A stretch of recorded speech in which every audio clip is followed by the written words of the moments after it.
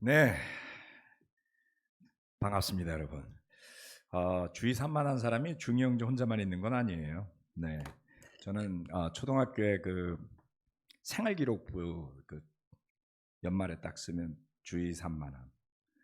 해마다 주위 산만하다고 적혀 있었습니다. 그래서 저는 어려서부터 제가 산만한 아이임을 알고 지냈고요. 저는 안 불편한데 제 주변 사람들이 가끔 불편해하더라고요. 자, 아무튼 우리 산만한 중이 형제 만나서 반갑습니다.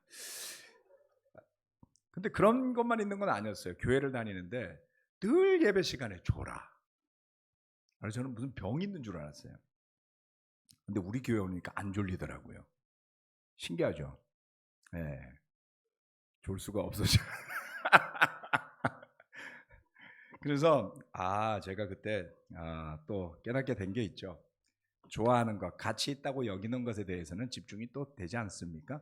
네, 그런 의미에서 여러분들 너무 반갑습니다. 자, 오늘 말씀은 히브리서 11장 마지막 오늘 마무리하는 날인데요. 제목은 하나님의 더 좋은 계획입니다.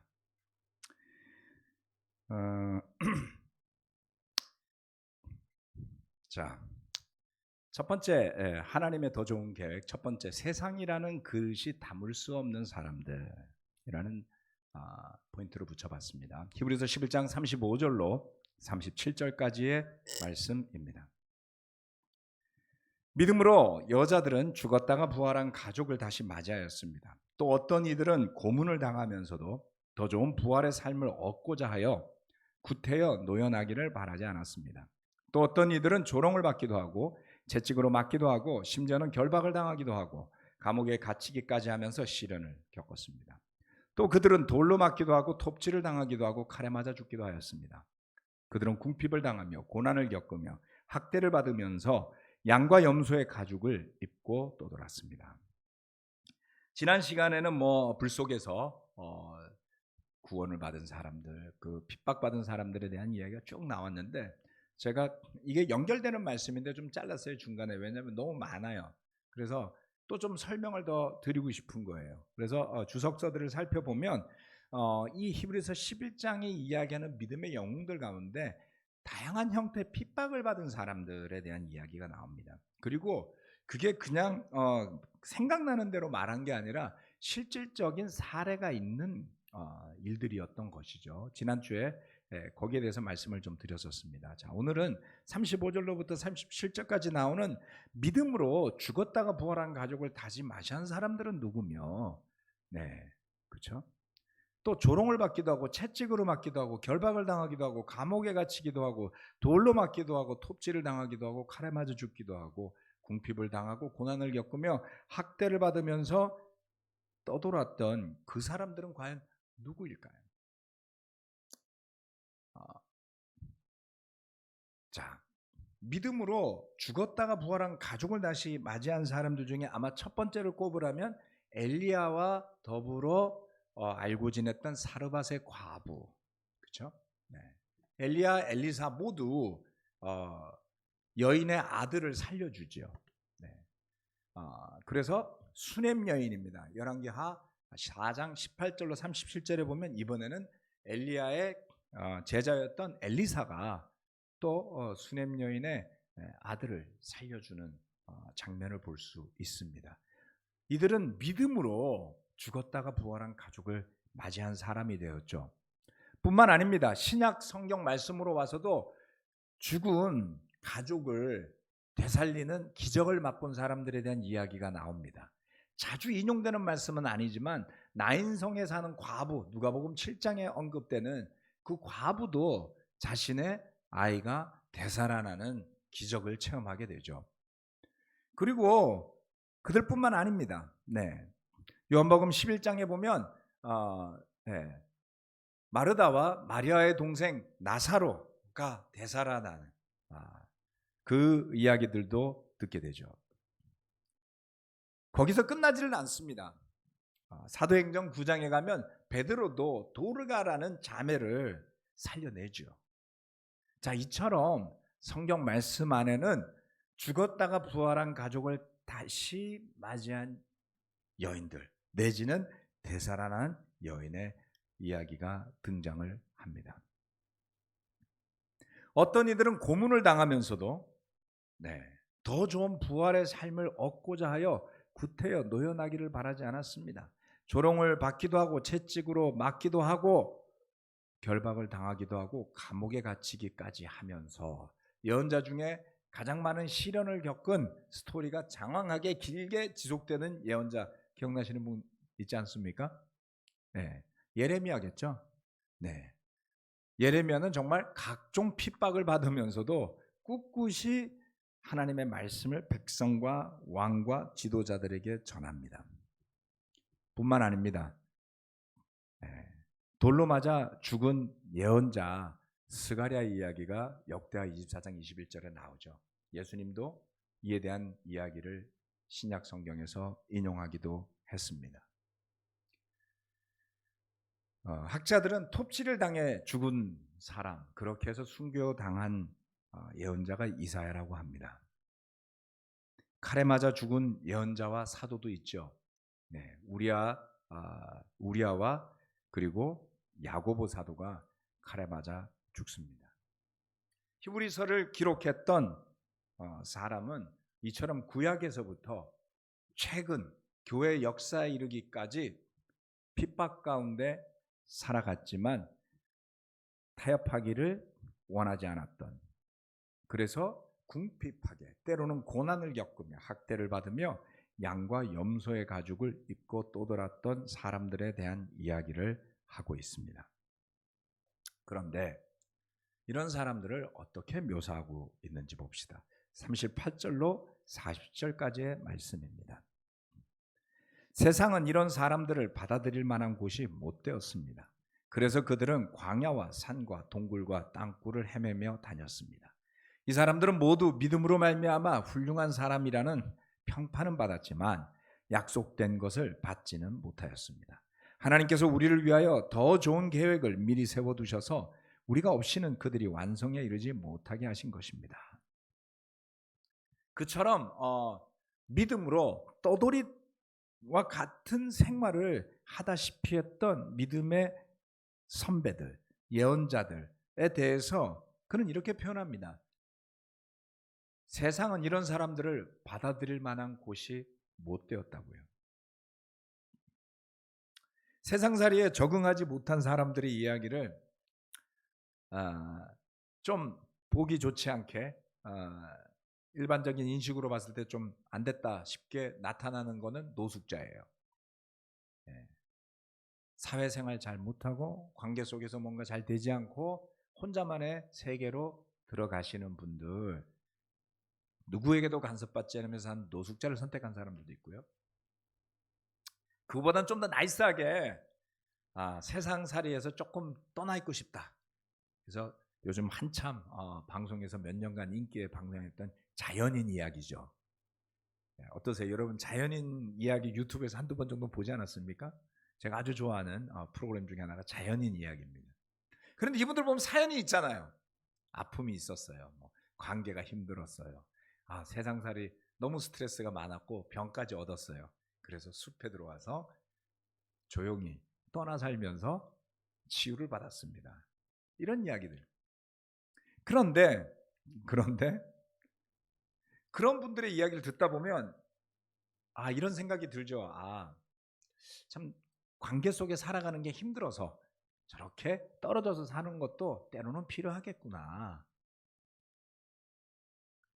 그런데 믿음으로 세상살이와 구별되게 살아야 했던 사람들은 성경 말씀에서 표현하기를 세상살이에 적응을 못하거나 지치고 힘들어서 떠나 살았다라고 표현하지 않고 세상이 그들을 담을 만한 그릇이 아니었다라고 표현하는 겁니다.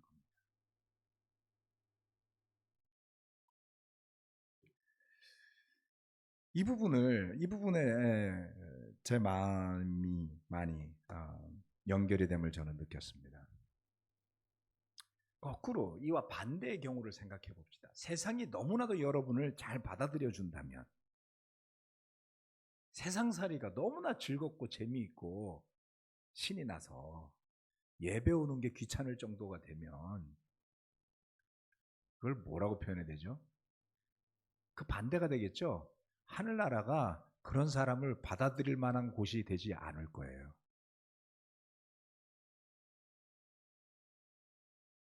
믿음 가운데 살고자 한다면 어느 정도 세상과의 세상적인 가치와의 마찰이 있을 수밖에 없다는 것을 생각해야 합니다.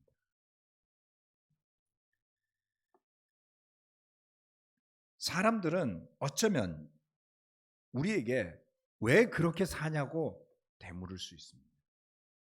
당신은 왜 그렇게 삽니까? 좋은 뜻도 있고 나쁜 뜻도 있죠. 그때 우리는 뭐라고 대답할 수 있겠습니까?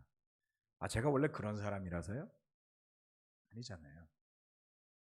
믿음 때문에, 때로는 불가피한 선택이기 때문에 이렇게 삽니다.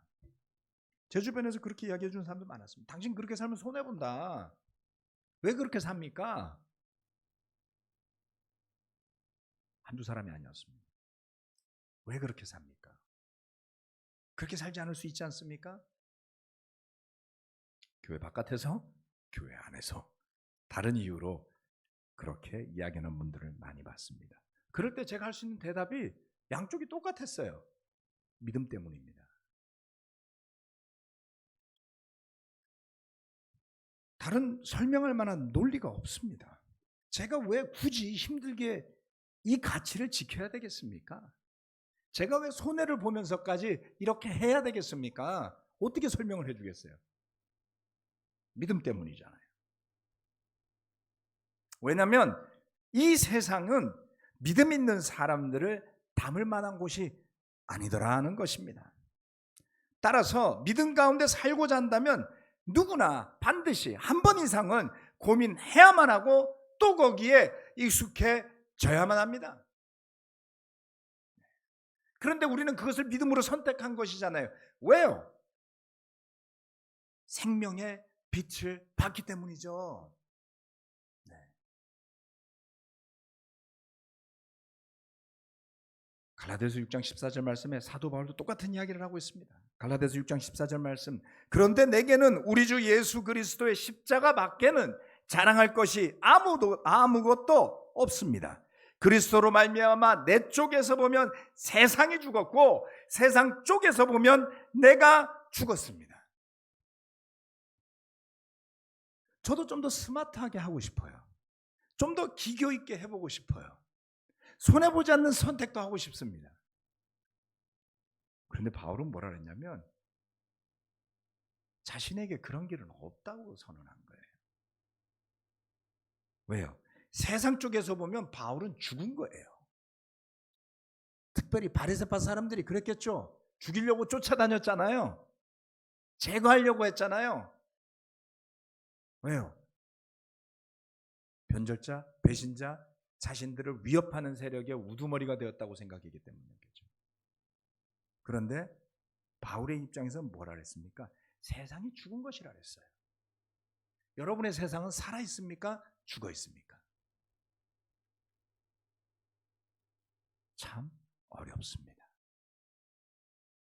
우리는 세상 속에 살아야 하는데 세상에서 보면 내가 죽어 있어야 되고 내가 보면 그 세상이 죽어 있을 정도의 믿음에 달하지 않는다면 우리는 끊임없이 내적인 갈등 속에 살아가야 되는 그런 모순적인 존재가 아닌가요? 그것을 인정해야만 해요. 왜요? 마음 편하게만 살고 싶어 하는 거예요. 기쁘게 살 수는 있습니다. 하지만 마음이 편하지 않을 수 있어요. 제자답게 산다는 것은 그런 것 아니겠습니까? 그런데 저는 지난 수십 년간 목회를 하면서 매우 아이러니한 것을 배웠어요. 뭔지 아세요? 너무나도 평화롭고 괴롭히는 것도 없고 괴로운 것도 없을 때가 제일 힘들었어요. 왜요? 그때는 뭘 해야 될지 모르겠더라고요. 너무나도 평화로워요. 괴롭히는 사람도 없어요. 괴롭히는 환경도 없어요. 나도 괴롭지 않아요. 그럼 좋을 줄 알았는데 오히려 그 순간에 내가 뭘 해야 될지를 모르는 아이러니에 빠지더라고요. 잘 되면 좋을 줄 알았는데 잘 되면 우쭐해지더라고요. 그래서 어느 순간부터 저는 어려운 때를 더 마음 편하게 여기게 됐습니다. 과학적인 거 아닌가요? 마음대로 생각하십시오. 아니요. 어려울 때는 불안하진 않아요. 왜요? 뭔가 배우는 때니까요. 주님의 뜻이 펼쳐지는 장이 열리는 때니까요. 하나님의 뜻은 고난 가운데 오더라고요. 일이 잘 되면 그냥 축복이잖아요. 그렇죠? 그냥 감사하고 기뻐하면 되지 않나요? 잘 되는데 뭘 고민합니까, 여러분? 잘 되는데 고민하시면, 네. 그건 불안함이죠. 일이 잘 될 땐 그냥 감사를 했어요. 그런데 어려울 땐 기도하라는 게 말씀의 가르침 아니겠습니까? 세상에 대해 죽어봅시다. 세상 속에서 살아가야 하지만 믿음으로 산다는 것은 그런 것이죠. 세상의 가치에 대해서 죽어버려서 이 세상이 담을 수 없는 사람들, 그들이 바로 우리 믿음의 영웅들입니다. 두 번째, 앞에 있는 기쁨을 내다봅시다. 그렇게 히브리서 11장이 끝나버렸어요. 끝났습니다.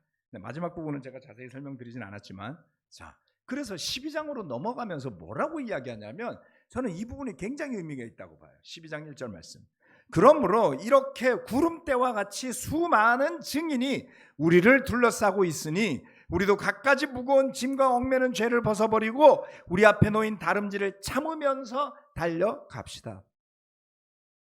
자, 히브리서 11장 1절로부터 시작해서 믿음의 이야기를 하면서 아벨의 이야기가 나왔었죠. 노아의 이야기가 나왔었죠. 아브라함의 이야기가 나왔었죠. 그리고 나서 뒤로 넘어가면서 아브라함의 자손들, 모세의 이야기, 사사들의 이야기 등등등등, 라합의 이야기, 예언자들의 이야기까지 수많은 믿음의 선조들이 언급되어져 있는데, 이제 여러분, 그 많은 사람들이 구름대와 같이 우리를 둘러싸서 내려보고 있다는 겁니다. 12장 2절 3절 말씀. 믿음의 창시자여 완성자이신 예수를 바라봅시다. 그는 자기 앞에 놓여 있는 기쁨을 내다보고서 부끄러움을 마음에 두지 않으시고 십자가를 참으셨습니다. 그리하여 그는 하나님의 보좌 오른쪽에 앉으셨습니다. 자기에 대한 죄인들의 이러한 반항을 참아내신 분을 생각하십시오. 그리하면 여러분은 낙심하여 지치는 일이 없을 것입니다. 아멘. 구름대와 같은 아벨로부터 시작해서 마지막 사도들에게 이르기까지 그 수많은 믿음의 영웅들이 여러분을 지켜본다고 한번 생각해 봅시다. 마치 어벤져스를 존경했던 한 어린아이가 역경에 처했을 때 그를 응원하는 모든 어벤져스들이 둘러서서 그를 응원한다면 어떤 기분이 들까요?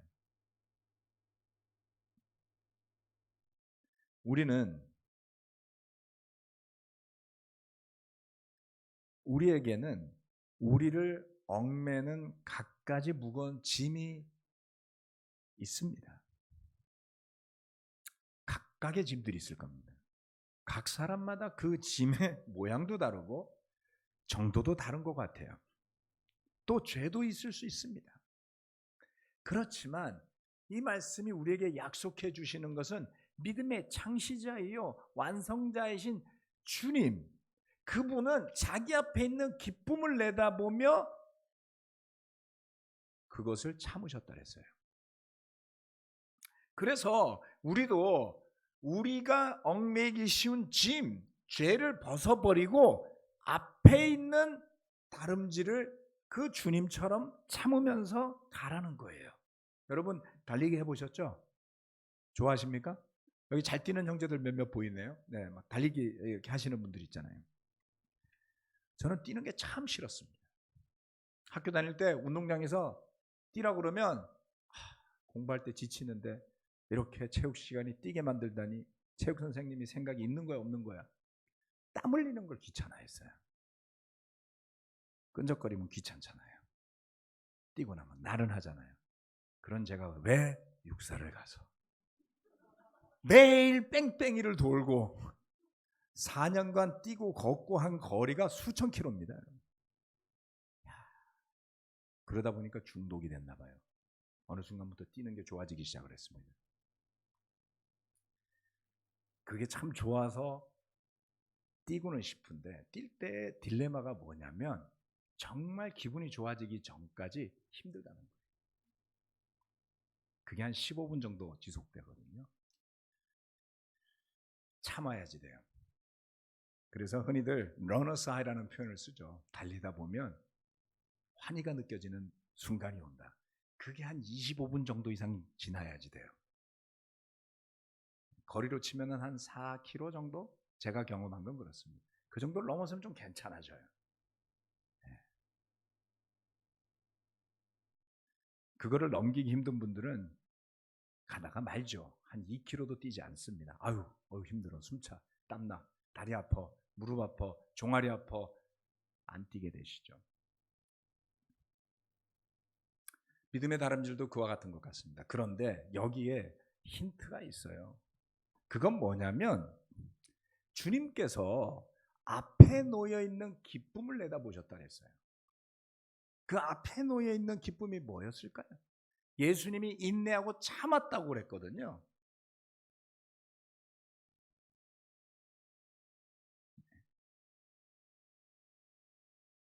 그 앞에 있는 기쁨을 보는 눈이 믿음이기 때문에 그렇습니다. 세상살이에서도 그렇지 않습니까? 건강한 내가 원하는 결과물을 위해 참을 줄 아는 훈련을 우리는 받잖아요. 믿음에서는 문제가 있어요. 세상에서는 길게 참지 않아도 됩니다.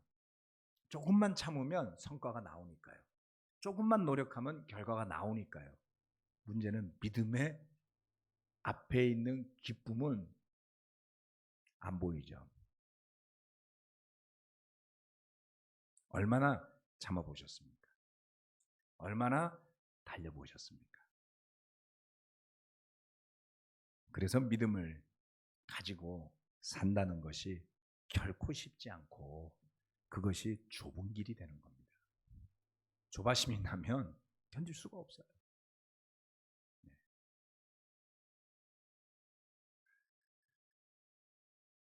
그래서 우리 모두 봐야 할 게 있습니다. 조급해하거나 불안해할 것이 아니라 도대체 주님께서 내 앞에 어떤 기쁨을 놓아주셨는가? 주님이 참으신 그것은 분명한 이유였습니다. 구원을 향한 것이었죠. 우리가 그러한 기쁨을 누리는 순간들은 내가 인내하고 참고 견디면서 달려가면서 주님께서 우리를 사용하시고 다른 누군가를 구원하는 길로, 우리의 가족을 구원하는 길로, 믿음을 가진 한 사람으로서 믿음의 열매를 맺는 일로 이끌어 주실 때 아하라는 순간이 오지 않습니까? 아, 이래서 주님께서 이러라고 그 고난을 주셨던 거구나 라는 깨닫는 체험이 우리 모두에게 필요합니다. 그러려면 하나님이 주시는 답을 찾을 때까지 기다리셔야 돼요. 아마 제 주변에 저와 가까이 있는 분들은 이런 이야기 많이 들으셨을 거예요. 하나님의 뜻이 있는 것 같은데 그게 뭔지 모르겠다고요. 그러면 기다리라고 저는 이야기하거든요. 하나님의 뜻이 안 보이는데 경거망동하다가는 부끄럽게 되고 죄 짓는 일을 하게 되고 맙니다. 그러니 하나님이 일로 가라는 건지 절로 가라는 건지 이걸 하라는 건지 모를 때는 선한 일 하면서 참으라는 거죠. 어느 정도 시간이 지나서 보면 바로 이것 때문에 라는 것을 확신을 가질 때가 오는데 그때 그 기쁨은 말로 표현하기가 어려워요. 주님의 뜻을 깨닫는 거잖아요. 그리고 참기를 참 잘했구나 이렇게 생각할 수 있는 것이죠. 주님께서 내다보신 앞에 있는 기쁨이라는 의미도 있겠지만 저는 이러한 것들을 체험해 보면서 앞이 보이지 않는다 할지라도 거기에 선한 하나님의 뜻이 있다는 것을 믿는 겁니다.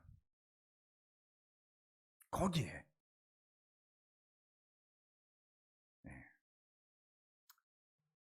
자, 여러분 이 부분을 생각해 보시기를 부탁드립니다.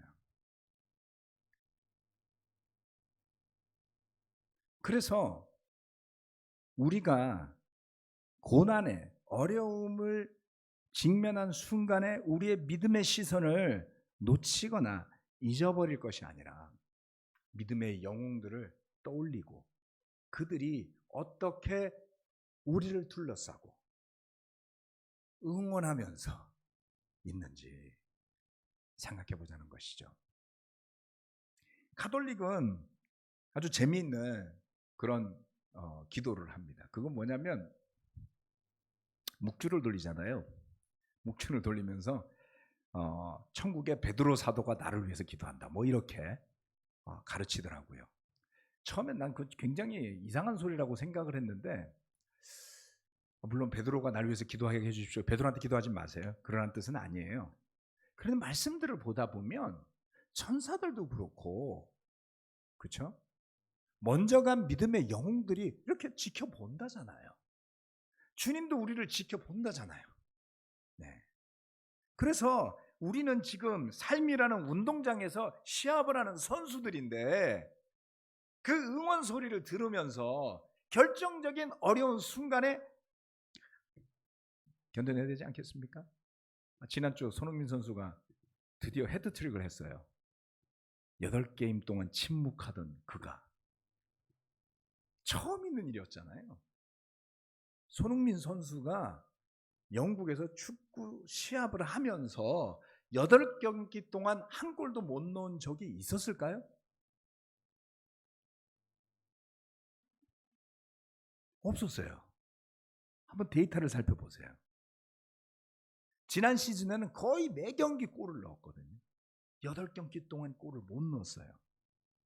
그런데 한 게임에 그것도 중간에 후반에 교체 선수로 들어와서 3골을 넣었습니다. 그때 그 관중들이 열광하는 소리 어땠을까요? 때로는 우리가 겪는 고난이라는 것이 이전에 없었던 기록을 세우는 고난이 올 수도 있겠죠. 그런데 손흥민 선수가 재밌는 이야기를 했어요. 반드시 골을 넣을 줄 알았다는 거예요. 믿었다는 거예요. 그게 언제 어떻게 들어갈 것이냐에 관한 것뿐이지 믿고 있었다는 거죠.